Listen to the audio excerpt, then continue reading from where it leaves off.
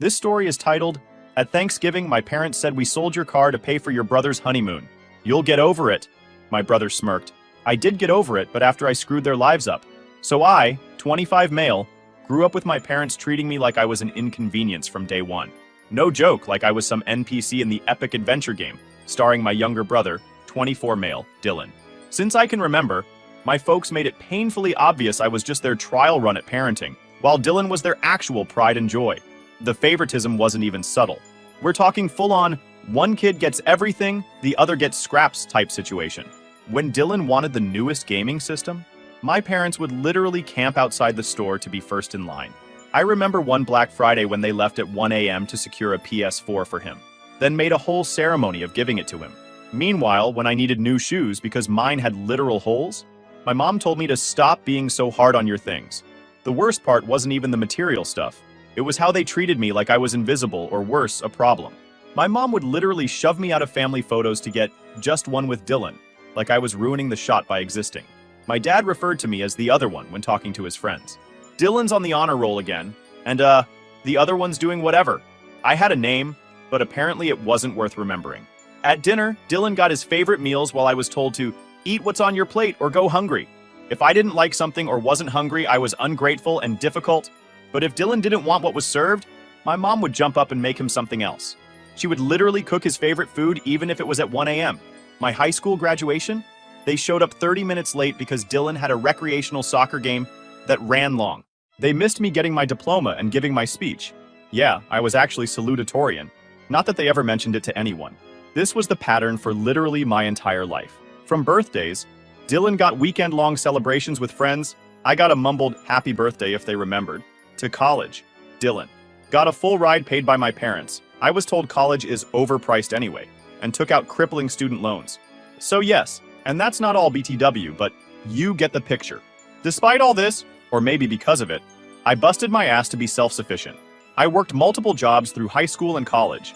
Started at fast food, moved up to retail, then landed a decent office job during my junior year of college. I scraped by, paid my own rent, bought my own food, and somehow maintained a 3.8 GPA in computer science. My biggest achievement was saving enough to buy myself a used Ford F-150. Nothing fancy, about 8 years old with 80,000 miles, but it felt damn good knowing it's mine. I found it on Craigslist, negotiated with the owner, arranged my own financing through my credit union, and made every payment on time. It took me 3 years of monthly payments, but I finally paid it off last spring. That truck meant everything to me, not just because it was transportation, but because I had built something for myself. Meanwhile, Dylan was living his best life on our parents' dime. He dropped out of the college they paid for after 3 semesters, because the professors didn't understand his learning style. Couldn't hold a job longer than 3 months because managers were always out to get him, or jealous of his potential. He was still living at home at 19, rent-free, with my parents doing his laundry and cooking his meals. The crazy thing is, I wasn't even bitter about it for a long time. I just accepted that they won't change. I figured my parents had their favorite, and there was nothing I could do about it. I focused on building my own life, staying out of their way, and limiting contact to major holidays and occasional obligatory family events. I even tried to be cool with Dylan. It wasn't his fault our parents were the way they were, right? But he soaked up all that special treatment and turned into exactly the entitled jerk you'd expect. He'd borrow money from me and never pay it back. He'd make fun of my truck while driving the car our parents bought him. He'd talk down to me about my lame job while having no job himself. I kept thinking maybe as we both got older, things would change. Maybe my parents would eventually see that I was actually doing well for myself, while Dylan was still mooching off them. Maybe they'd realize their mistakes. Stupid, right? Some people never change, and my family proved that in the most messed up way possible. You might be wondering why I still went to family events, or tried to maintain any kind of relationship with these people. Honestly, some twisted part of me still wanted their approval. Classic psychology. The kid who gets ignored tries harder for attention. Plus, my grandparents were actually decent people who I wanted to stay connected with, and family gatherings were the main way to see them. So that's how I ended up driving my beloved truck to my parents' house last Thanksgiving, about to get the shock of my life. So last Thanksgiving rolled around right after I got back from a week-long work trip. My company had sent me to a conference in Chicago, and I was hoping my parents might actually acknowledge it as an achievement. I'd left my truck parked at my apartment complex while I was gone, figuring it would be safe there. When I got back late Wednesday night, I was exhausted from travel and just crashed. Thanksgiving morning, I went out to my parking spot to grab something from my truck and it wasn't there. My first thought was that it had been stolen. I spent the next 2 hours frantically calling the apartment complex security, then the police, filing a report for a stolen vehicle. The cops told me they'd look into it, but not to get my hopes up. Still dealing with this nightmare, I almost bailed on Thanksgiving dinner. Had my finger hovering over the text to make up some excuse about work or being sick. But for some reason, I convinced myself that maintaining the relationship was important. They're still your family, I kept telling myself. Man, what a joke that turned out to be. So I called an Uber to take me to my parents' place, still stressed about my missing truck, but figuring I'd deal with it after dinner. Dylan had recently gotten engaged to his girlfriend of 6 months. Yeah, moving real fast there. And I figured I'd be civil despite not really liking her. This chick, let's call her Amber, came from serious money. She had that look rich girls get, like she's doing you a favor by acknowledging your existence. But whatever, not my circus, not my monkeys. As the Uber pulled up to my parents' house, I noticed something odd. Dylan and my dad were washing a car in the driveway that looked suspiciously similar to the one Amber's father drove. Great, the in-laws were already there. Walking into that house was like stepping into some bizarre alternate reality where I was the unwanted guest rather than, their actual son. "Where's your truck?" my dad asked casually as I came in, like he was just making conversation. I tensed up immediately. "Someone stole it. I just filed a police report this morning," I said, watching their reactions carefully. My mom and dad exchanged this weird look, and Dylan suddenly became very interested in his phone. "Well, that's terrible," my mom said, but something in her tone was off. Before I could press further, she bustled off to the kitchen, saying dinner was almost ready. The meal itself was horrible like usual. Talks about the wedding, and my dad loudly telling everyone how Dylan would be running his own company soon once he finds his path. I was distracted, still thinking about my truck. I tried to mention the work conference I'd just attended, an actual achievement based on merit, but my mom cut me off mid-sentence to ask Dylan if he wanted more stuffing. It was the same old routine I'd experienced my whole life, just amplified by Amber's presence. Then, as they were serving dessert, my dad cleared his throat and looked at me with that smug face he gets when he's about to ruin my day. "About your truck," he said. "We should probably tell you that it wasn't actually stolen." I froze. "What do you mean it wasn't stolen?" My dad actually chuckled, like this was some kind of joke. "We sold it while you were on your trip." I remember my stomach dropping to the floor. Then I was trying to process what I was hearing. "You did what?" I asked. That's when the whole story came tumbling out, each detail worse than the last. They had sold my truck. Not just sold it, they had used the emergency key to my apartment that my mom still had, which I'd completely forgotten about, broken in while I was in Chicago, stolen the title from my filing cabinet, driven my truck away, and sold it without my knowledge or consent. Why? Because they wanted to surprise Dylan and Amber with a lavish wedding gift and needed quick cash. They'd already promised to pay for a dream destination wedding and honeymoon in Cancun, but realized they couldn't afford it after putting down non-refundable deposits. So instead of admitting they'd overextended themselves, or God forbid, asking Delanto to scale back his plans, they decided stealing from me was the logical solution. "I filed a police report this morning," I said, my voice oddly calm considering my world was imploding. "God, do you not even feel bad about it?" My dad waved his hand dismissively. "It's okay, just call them back and tell them you found it. No big deal." The way they explained it was so casual, like they'd done me a favor. My mom actually said, "That truck was too big for you anyway, and you were wasting money on gas." As if her opinion had any relevance to my vehicle that I bought with my money. Dylan sat there with this shit-eating grin the entire time, like watching me get screwed over was the highlight of his Thanksgiving. He actually had the nerve to say, "You'll get over it, bro. It's just a truck." This from the guy who threw a tantrum when my parents got him the wrong color iPhone. I wish I could say I flipped the table, told them all to go to hell, and stormed out dramatically. That's what they deserved. But I was so blindsided, so completely stunned by the magnitude of what they'd done, that I just sat there quietly as my blood boiled.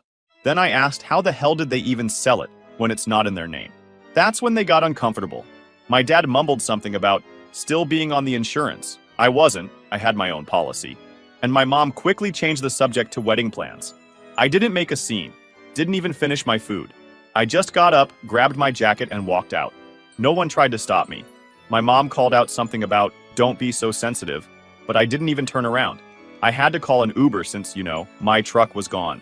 I spent the whole ride back to my apartment in a state of numb disbelief, trying to figure out how they'd pulled this off legally.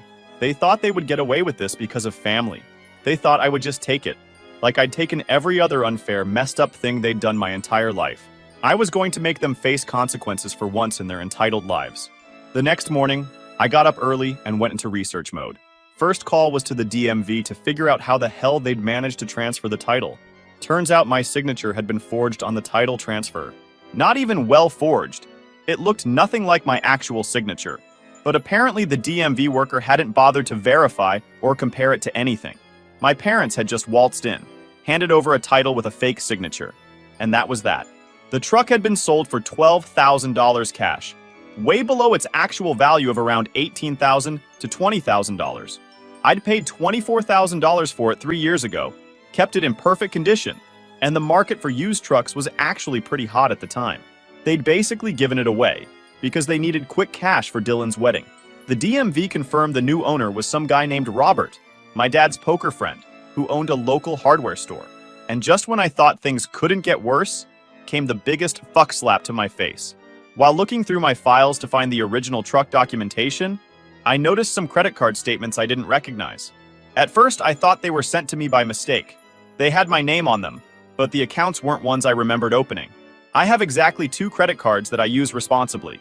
I'm super careful, so seeing these statements with my name on them set off major alarm bells. I immediately pulled my credit report. You know that feeling when you think you're about to get punched, but instead someone hits you with a baseball bat? That's what looking at my credit report felt like. There were 3 credit cards and a personal loan in my name that I knew nothing about. Total debt, just over $35,000. Some of the charges went back almost 3 years, to when I was in college. I almost threw up. The credit utilization was maxed on all the cards. Minimum payments were barely being made, and there were even a couple of late payments that had tanked my credit score. No wonder I'd been denied for an apartment I tried to rent a few months back. My credit was trashed, and I hadn't even known it. I spent the next week gathering evidence. Called each credit card company, requested complete statements going back to when the accounts were opened, and documented everything. The paper trail was crystal clear. Addresses on the accounts were my parents' house, phone numbers were theirs, even the email on one account was my dad's, but with my first initial added to make it look like mine. The purchases were insane. Expensive electronics, including a $1,200 gaming PC for Dylan, furniture, including a $2,500 leather sectional currently sitting in my parents' living room, plane tickets, including 2 round trips to Vegas for my parents' anniversary, even a damn hot tub installed at my parents' house last summer, which they'd told extended family was a deal they couldn't pass up. There were also numerous charges from Dylan's favorite restaurants and gaming stores. But the most infuriating part? There were regular payments to Dylan's credit card bills. They were using fraudulent credit in my name to pay off Dylan's legitimate debts. It was like a twisted financial shell game where I was the only loser. I found the loan documents too. A personal loan for $15,000 taken out in my name about 2 years ago. The signature was obviously forged, but again, no one had verified it. The money had been deposited directly into my parents' joint checking account. The reason for loan section listed emergency medical expenses, which was complete bullshit. No one in my family had been hospitalized or had major medical issues in years. I was beyond pissed. This wasn't just about my truck anymore. This was systematic identity theft that had been going on for years. They had been treating my identity and credit as their personal piggy bank while I worked my ass off to be financially responsible. It all made sense now. Every time I'd mentioned my good credit score in the past, my dad would change the subject. When I talked about eventually wanting to buy a house, my mom would say things like, "You should wait until the market cools down," or "Renting gives you more flexibility."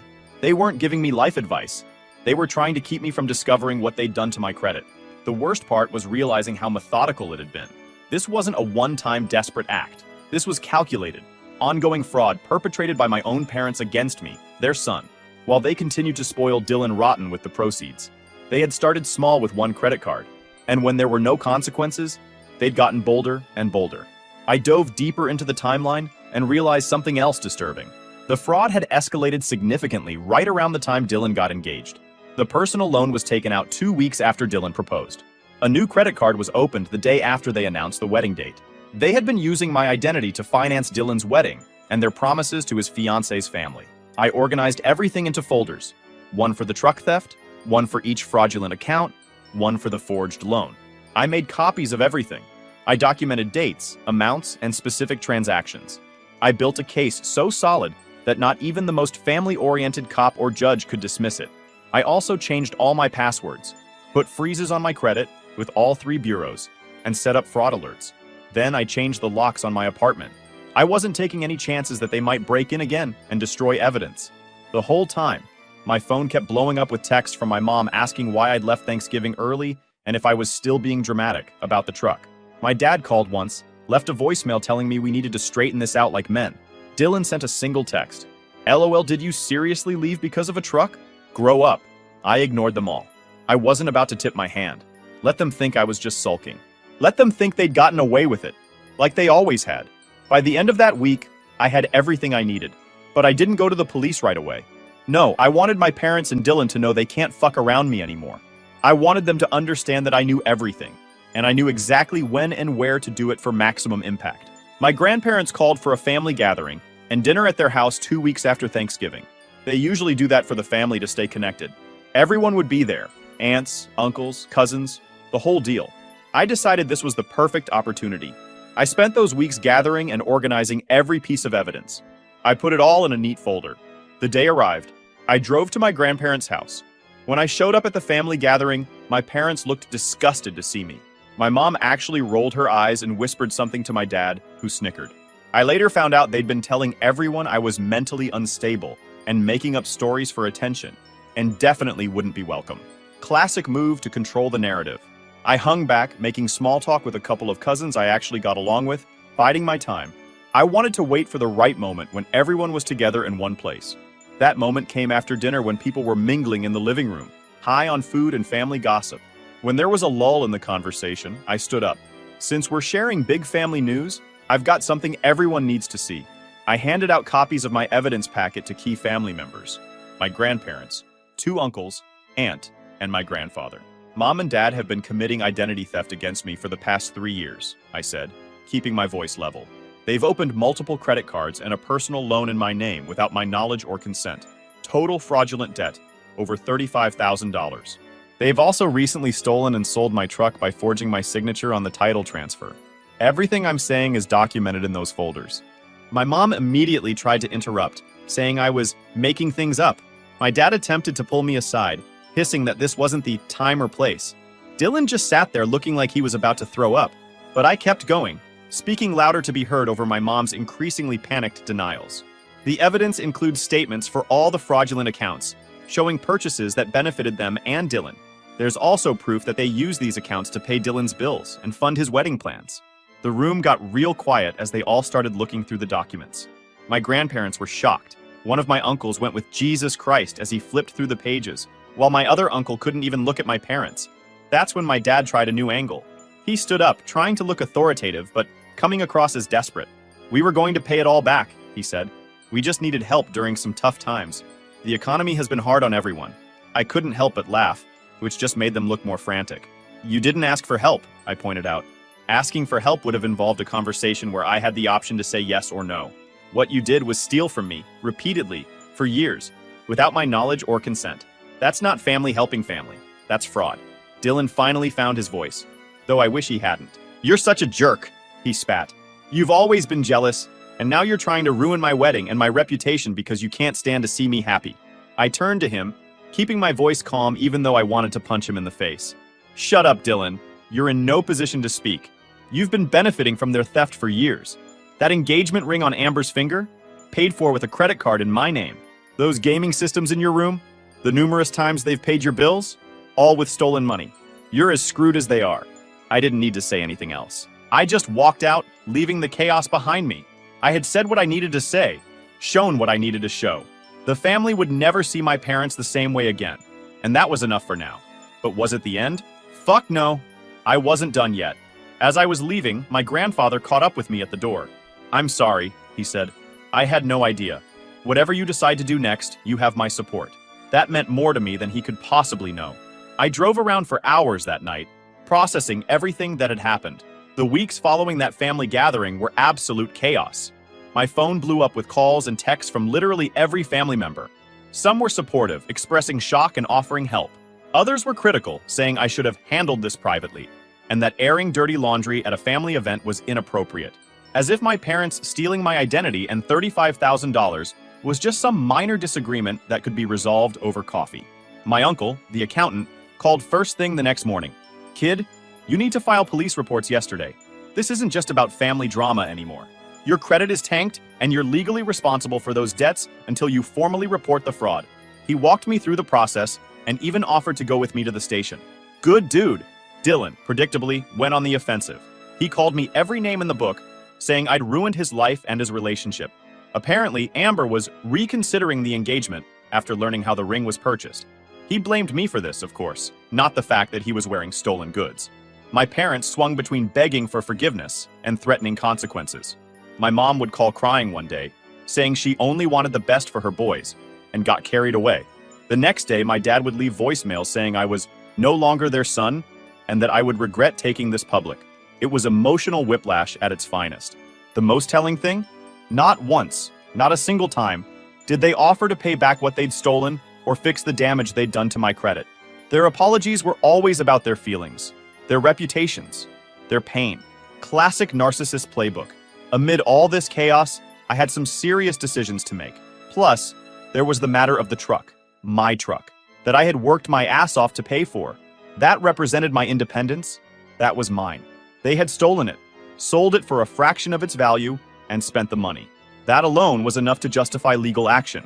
With my uncle's help, the lawyer one, I filed police reports for identity theft and fraud. I also filed disputes with all the credit agencies and the credit card companies, attaching copies of the police reports. I won't bore you with the process because it was a nightmare. Hours on the phone with credit agencies, multiple visits to the police station, paperwork that never seemed to end. It took weeks just to get the fraudulent charges removed from my credit report, and even then, the damage to my credit score remained. A score I'd worked so hard to build since college, destroyed by my own parents. My parents didn't think I'd go through with it. They thought the family card would trump everything else. They were wrong. When they received official notice that they were being investigated for multiple felonies, the tone changed. Suddenly, they wanted to work something out. My dad called my uncle, asking him to talk some sense into me. They even tried to get my grandparents to intervene. But to their credit, my grandparents stood firm, saying that legal consequences were appropriate given the circumstances. 3 months of legal battles later, my parents were facing serious charges. The evidence was overwhelming. The forged signatures didn't even remotely match mine. The accounts were clearly opened without my knowledge, and the truck title transfer was blatantly fraudulent. They didn't have a leg to stand on legally. They ended up taking a plea deal. No jail time, but 5 years probation, mandatory financial counseling, and most importantly, full restitution. They had to pay back every penny they'd stolen, plus the full value of my truck, plus legal fees. All told, they owed me just over $80,000. Where would they get that kind of money? I didn't know and didn't care. They'd have to figure it out. Maybe they could sell their house, cash in retirement accounts, borrow from relatives they hadn't alienated yet. Not my fucking problem. Dylan's fancy wedding got canceled. Amber made the wise decision by bailing on him. Dylan blamed me for this, of course, sending occasional texts about how I'd ruined his big day. I just laughed and got happy for Amber at this point. I moved to a new apartment, changed my phone number, and focused on my career. The only family I stayed in touch with were my grandparents, and the uncle who helped me with the legal stuff. The rest could think whatever they wanted. I was done explaining myself or seeking approval from people who didn't have my best interests at heart. The legal resolution took nearly a year to finalize. By the time it was done, I was emotionally exhausted but financially vindicated. I used the restitution money to clear the remaining fraudulent debt and invest the rest. Between that and a promotion at work that came through right around the same time, I was finally building the life I deserved. My credit score was still recovering, but with all the fraudulent accounts removed and perfect payment history going forward, it would eventually get back to where it had been. More importantly, I had put extensive credit freezes and monitoring in place to ensure nothing like this could ever happen again. There were nights I lay awake questioning if I'd done the right thing. Was pursuing legal action against my own parents going too far? Should I have tried harder to work things out privately? Was I, as some relatives suggested, being vindictive rather than seeking justice? But then I'd remember how casually they'd announced selling my truck, how they'd used my identity for years without remorse, how they'd prioritized Dylan's wants over my fundamental rights. And I knew I'd made the only choice I could live with. By the 1-year anniversary of that fateful Thanksgiving, I was in a completely different place. New apartment, new job title, new outlook on life and family. I had learned the hard way that DNA doesn't guarantee loyalty or love, that sometimes the healthiest family is the one you choose for yourself. As for my parents, I heard through family members that they were struggling financially after having to pay me back. Couldn't care less. Edit 1. Whoa, I didn't expect so many responses. Thanks for all the support and advice, folks. Edit 2. For those asking for an update, I have one for you soon. Stay tuned. Update. Subreddit. Been a while since I shared my story about my folks selling my truck and the identity theft shit show that I discovered after. Some of you wanted an update, so here's what's gone down. Fast forward 2 years. I'm absolutely crushing it. That restitution money the court forced my parents to pay? I invested half of it in this fintech startup that developed some payment processing app my accountant uncle told me about. Company got bought out 6 months ago, and my investment tripled. Between that windfall, busting my ass at work, and 2 promotions, I bought myself a Tesla Model 3. Definitely a massive upgrade from my old truck. First brand new car I've ever owned. Every time I hit that acceleration, it reminds me that cutting my toxic family out was 100% the right call. My credit score is back up to 790 after being in the toilet. Took almost 2 years of perfect payments and time for all those fraudulent inquiries to drop off. I check that shit religiously now and keep freezes on my credit reports. Nobody's ever touching my finances again. Haven't spoken to my parents or Dylan in those 2 years. Complete radio silence. My grandpa keeps me updated though. Turns out there were some pretty sweet consequences for their bullshit. After the court case wrapped up, my parents became local pariahs. The judge made them pay full restitution plus damages, totaling around $60,000. They also got 5 years probation and had to attend these financial counseling sessions that my uncle said were basically Don't Steal 101. The cherry on top? My dad had to come out of early retirement and take some shit job at half his old salary. They had to sell their suburban 4-bedroom house and downsize to a crappy condo in the bad part of town. Dylan moved in with them because, surprise, Dylan still can't hold down a job longer than a few months. Most of their friends ditched them after the whole spread. I was doing my thing, living my best life, building my career. Then last month, I got a call from a number I didn't recognize. It was my mom calling from someone else's phone since I blocked all their numbers. She was crying about how they needed help. She claimed dad had health problems, insurance wasn't covering everything, they were about to lose the condo, Dylan lost his job again, blah blah blah. Could I please bail them out just this once? Fuck off. I told her I'd think about it, and hung up. I thought about it for exactly 5 minutes before deciding to drive over. Not to help, just to finally say what needed to be said. I pulled up in my Tesla and just sat there for a minute, watching them all peek through the blinds. Mom was the only one with the guts to come outside. She walked up with those hopeful eyes, probably thinking my nice car meant I was there to save the day. She started with the classic guilt trips. We're still your parents. Family sticks together. And my personal favorite, we've learned our lesson. I rolled the window down just enough to talk. I came to give you some advice, I said. The same advice you gave me my entire life when I needed help. Figure it out yourself. She tried the "your father could die" angle. There are resources, I told her. Government programs, payment plans, charities. All the same stuff I would have had to use if I hadn't fought to get back what you stole from me. Start there. Dylan came out, pounding on my window, yelling, "You're such an a-hole. You think you look cool showing up with some Tesla while refusing to help your family? Fuck off." Oh yes, I do look cool. So anyways, I just came to say good luck figuring things out. Keep trying, I believe in you. Then I just drove away. I could see Dylan losing it through the mirror. Good for me. Is everything perfect now? Nah. I still have moments where I wish I had normal parents. Father's Day commercials still hit different, but those moments get rarer as time passes. Bottom line for anyone reading this. You're allowed to walk away from people who hurt you, even if they're family. Especially if they're family. Blood doesn't entitle anyone to steal your truck, your identity, or your peace of mind. Edit 1. For those asking if I'll ever consider helping them, the answer is a big, fat no. Edit 2. For the few people in DMs telling me I'm being a jerk. Fine. Try to get frauded and robbed by your family. No? I don't think so.